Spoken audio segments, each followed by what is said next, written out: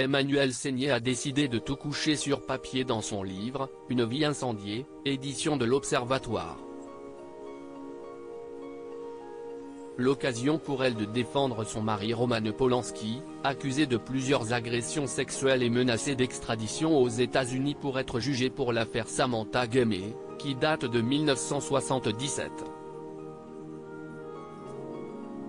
Dans cet ouvrage, elle raconte aussi sa rencontre avec le cinéaste, alors qu'elle était en couple avec un acteur brun ténébreux. La mère de 2 enfants Morgane, 29 ans, et Elvis, 24 ans évoque aussi ses débuts dans le mannequinat et ses premiers pas en tant que comédienne. La sœur de Mathilde Seigné se souvient d'une mauvaise expérience de tournage, et atomise un immense réalisateur.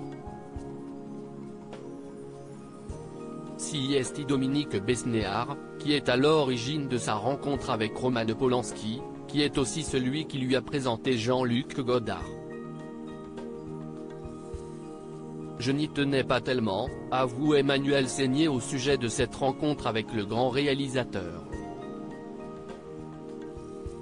Elle a néanmoins accepté de tourner avec lui dans Détective, dans lequel jouait aussi son petit ami de l'époque Stéphane Ferrara.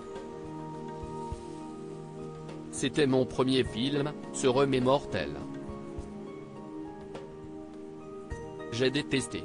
Et d'autres personnalités très connues ont subi elles aussi la pénibilité du tournage, à en croire ce qu'elle rapporte. Je ne comprenais pas que personne ne proteste. Il y avait là Johnny Hallyday, Nathalie Baye, Claude Brasseur, Laurent Terzieff, de grands acteurs, et Godard faisait attendre tout le monde pendant des heures, a fait savoir Emmanuelle Seigné. Je ne comprenais pas que personne ne proteste. Plutôt sauvage à l'époque, je n'étais pas une fille docile. Et puis je m'en fichais.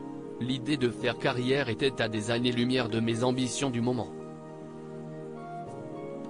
Après cette mauvaise expérience aux côtés du regretté Jean-Luc Godard, décédé en septembre 2022, elle a néanmoins dû rapidement pardonner à l'agent Dominique Besnéard puisque quelques mois plus tard, elle rencontrait grâce à lui l'homme de sa vie, Roman Polanski.